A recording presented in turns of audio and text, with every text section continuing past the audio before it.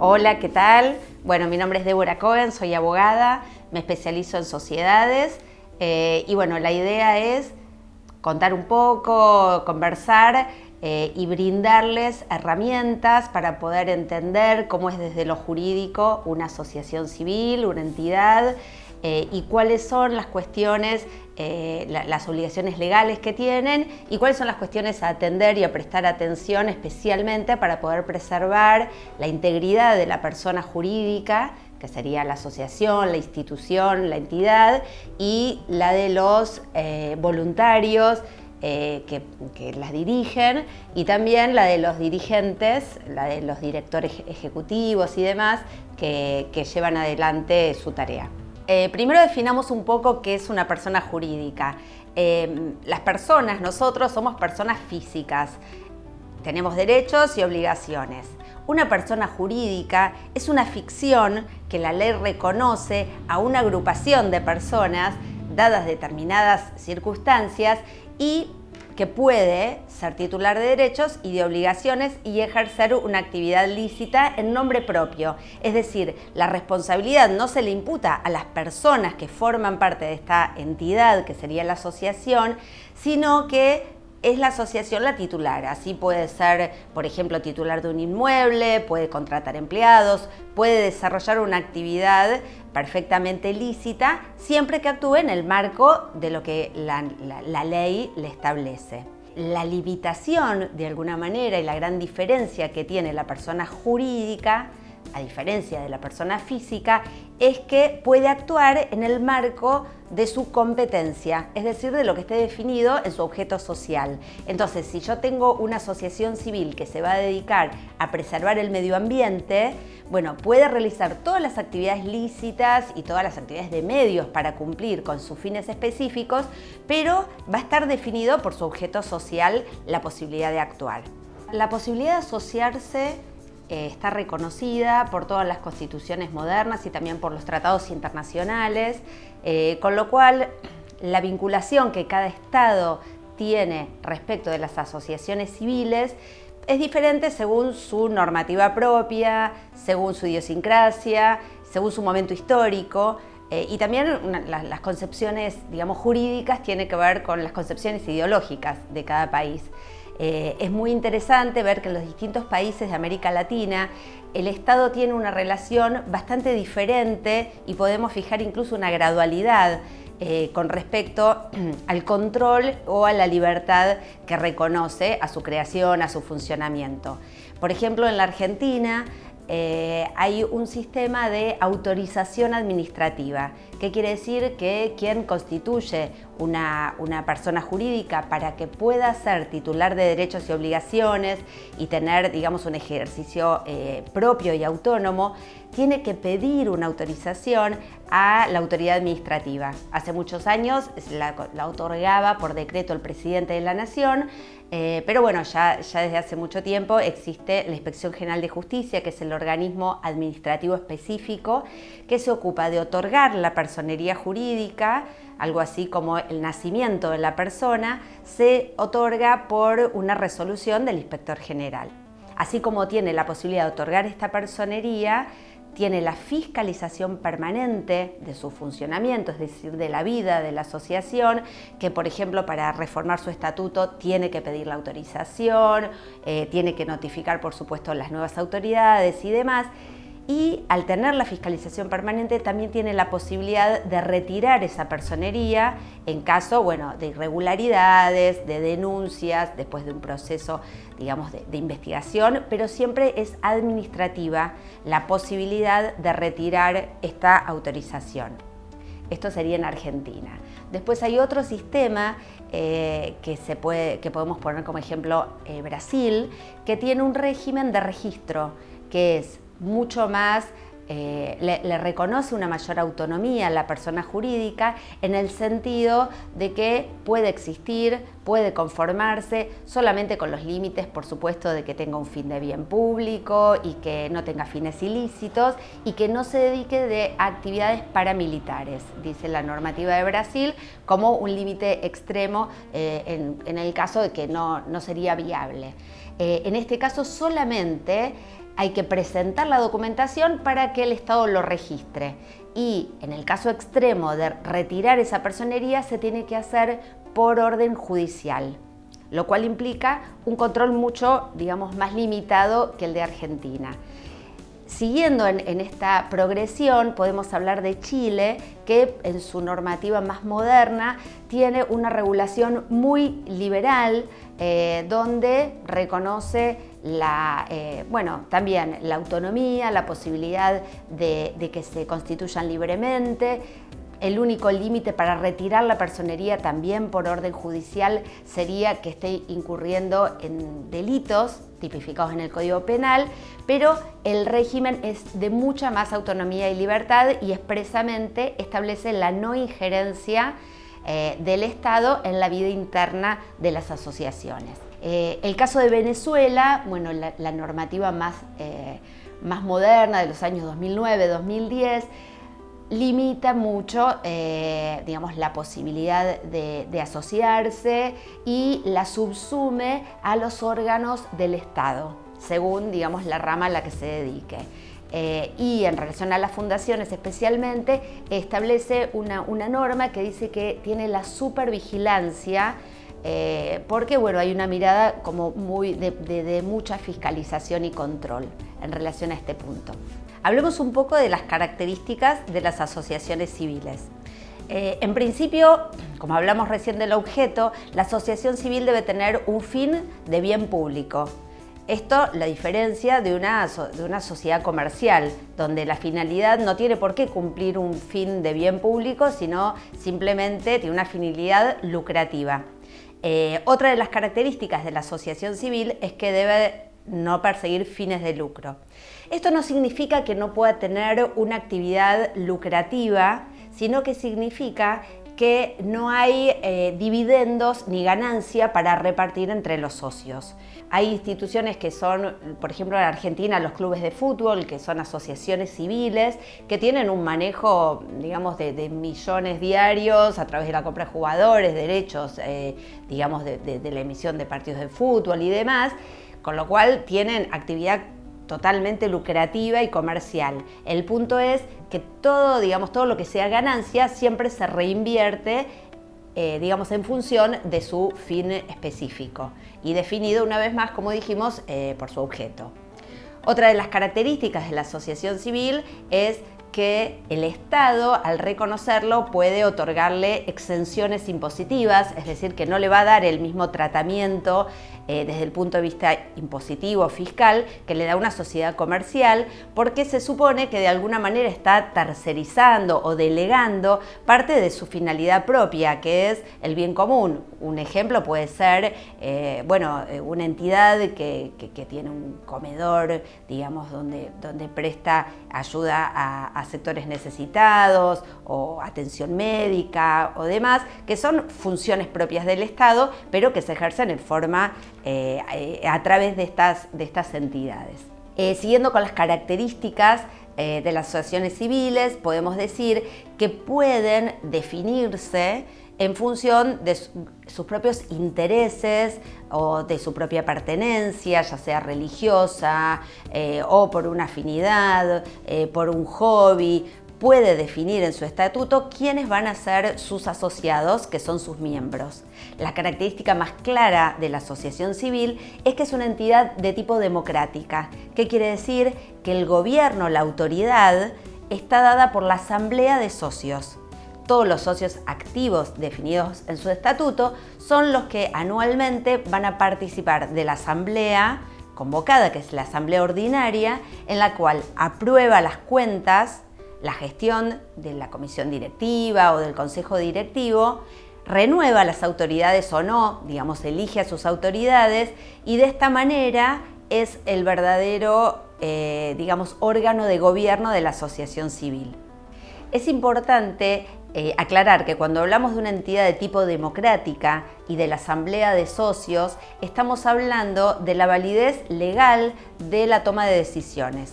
Así como dijimos que una asociación civil es una entidad de tipo democrática, donde las decisiones de tipo legal la toman los asociados, la fundación es una persona jurídica totalmente diferente, donde el objeto central es el patrimonio que se destina a un fin determinado. Muchas veces es uno o más personas que son los fundadores que toman la decisión de asignar un monto de dinero para el cumplimiento de un fin. Entonces, en la fundación no hay asociados, no hay asamblea de socios, solamente hay personas que sin finalidad de lucro, conformadas, organizadas de alguna manera, sea en forma voluntaria, sea en forma honoraria, si están cumpliendo funciones de tipo director ejecutivo, empleados y demás, realizan una cantidad de actividades en función del objetivo que fijó su fundador. Sobre la elección de si mi emprendimiento social iría por una asociación civil o en una fundación, ahí el consejo, más claro sería: cuando la entidad es de tipo colectiva, somos 5, 6, 10, 20 personas que en un plano de igualdad queremos llevar a cabo un proyecto y hacerlo crecer, sería una asociación civil, que por otro lado es una entidad, desde lo administrativo más simple y más ágil y menos costosa. Ahora, cuando tiene una envergadura más importante, cuando hay una o dos o tres personas que pueden ser físicas o jurídicas, porque una fundación puede ser creada por una asociación civil o por algún otro motivo, quiero asignar un monto importante de dinero al desarrollo de una actividad y no quiero necesariamente que los socios sean los que en el futuro puedan ir tomando las decisiones sobre el rumbo que va a tomar esta entidad. Bueno, en ese caso sería una fundación. Muchas veces las asociaciones civiles, como por ejemplo las escuelas, los clubes, que generalmente son asociaciones civiles, porque justamente el manejo está en los asociados, pueden crear eventualmente una fundación para destinar una parte de su patrimonio para el cumplimiento de un fin en forma específica. Eso también es una figura que puede darse. Podemos aclarar también que las asociaciones existen, las de primer grado, segundo grado, tercer grado. La asociación de primer grado está integrada por personas físicas, por nosotros. Puede ser un club, puede ser un templo, una escuela. La de segundo grado tiene como socios a las asociaciones. Suelen ser las federaciones, por ejemplo. También existe la entidad de tercer grado, que es la agrupación de diferentes federaciones.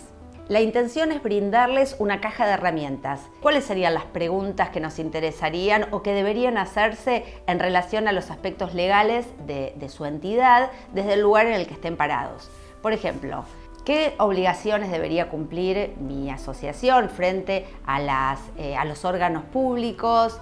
¿Cómo debería resguardar la responsabilidad de quienes trabajamos ahí? ¿Cómo nos aseguramos de que no estemos incurriendo en algún comportamiento que podría generar un problema para la asociación? ¿Cuáles serían, las cuestiones importantes a tener en cuenta? Una, conocer el estatuto. Este estatuto define muchas cosas. Las más importantes serían el objeto de la asociación. Entonces tengo que estar seguro que todo lo que está desarrollando la asociación está comprendido en su objeto, porque ese sería un incumplimiento grave.